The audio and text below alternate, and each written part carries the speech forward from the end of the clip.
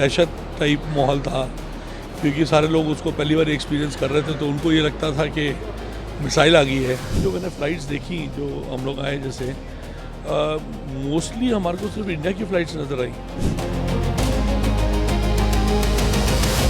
नहीं, आवाज़ें तो थी, लेकिन डिफेंस सिस्टम बहुत अच्छे से काम कर रहा था, तो कोई भी मिसाइल गिरी नहीं, सब वहीं स्काई में ही एक्सटिंग्विश हो जा रहे, इंटरसेप्ट हो जा रहे। दुबई के अंदर मेरे ख्याल में काफ़ी न्यूज़ थी कि अटैक हो रहा है, ये हो रहा है, वो हो रहा है, बार बार बीच में सायरन बज रहे थे, लेकिन जो मेरे हिसाब से हुआ वहाँ पे ड्रोन अटैक्स हो रहे थे, और जैसे कि हमने ऑपरेशन सिंदूर के टाइम पे इंडिया में ऑलरेडी यहाँ पे देखा हुआ है कि ड्रोन के कारण एंटी ड्रोन मिसाइल्स वगैरह जो यूएई अथॉरिटीज़ की चल के उसको नष्ट करती थी, तो वो उसकी आवाज़ आती है, तो वो जो आवाज़ थी उसके कारण काफ़ी वहाँ पे उसको लेके काफ़ी ज़्यादा आई वुड से दहशत टाइप माहौल था, क्योंकि सारे लोग उसको पहली बार एक्सपीरियंस कर रहे थे, तो उनको ये लगता था कि मिसाइल आ गई है।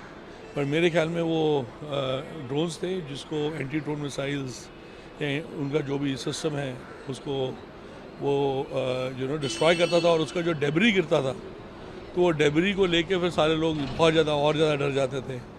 तो हमने as Indians in India operation Sindoor already, क्योंकि एक्सपीरियंस अभी रिसेंटली किया है, तो हम लोग इतना शायद नहीं डर रहे थे, जो लोग इंडिया से वैसे अदरवाइज वहाँ पे स्टक अप थे, पर लोकल वहाँ पे लोगों में काफ़ी दहशत थी।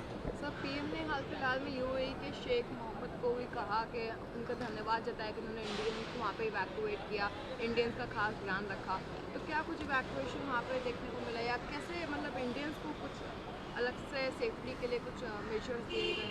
मैम, मैं ये कहना ज़रूर चाहूँगा कि उन्होंने बहुत ध्यान रखा। रोज़ों के टाइम में, रमज़ान के महीने में भी उन्होंने बिल्कुल पूरा खुद फास्ट रखा हुआ है, लेकिन उन्होंने service to the humanity and to the citizens of any country, उन्होंने किसी को भी कोई भेदभाव नहीं किया, कुछ नहीं किया, उन्होंने बहुत ज़्यादा ध्यान रखा।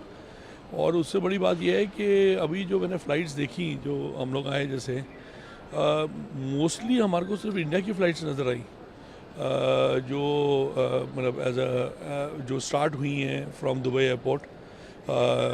अबू धाबी तो हमने देखा नहीं, बट हाँ, जो स्टार्ट हुई वहाँ पे ये था कि सारी इंडिया की ही फ़्लाइट्स नज़र आ रही थी, क्योंकि सारा इंडियन कस्टमर था और इंडियन पैसेंजर था।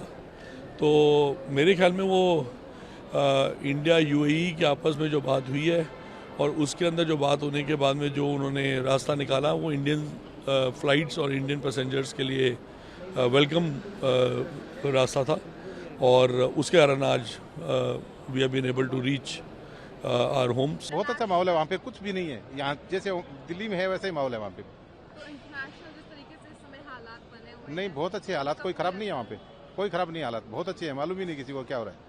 और मतलब कुछ ऐसी चेतावनी वगैरह कुछ दी गई हो सरकार द्वारा, कोई एडवाइजरी जारी? नहीं, हमको कुछ भी एडवाइजरी नहीं, कुछ मालूम ही नहीं पड़ा हमारे को कि क्या हो रहा है क्या नहीं हो रहा है। लोगों ने वहाँ पर शेलिंग देखी या धमाकों की आवाज? नहीं, आवाज़ें तो थी, लेकिन डिफेंस सिस्टम बहुत अच्छे से काम कर रहा था, तो कोई भी मिसाइल गिरी नहीं, सब वहीं स्काई में ही एक्सटिंग्विश हो जा रहे, इंटरसेप्ट हो जा रहे। आप फैमिली के साथ वहाँ पर रह रहे थे, जी। बाथरूम के बेड में डर वगैरह था बच्चों के लिए? डर की बात नहीं, इंटरसेप्ट। नाम क्या आपका?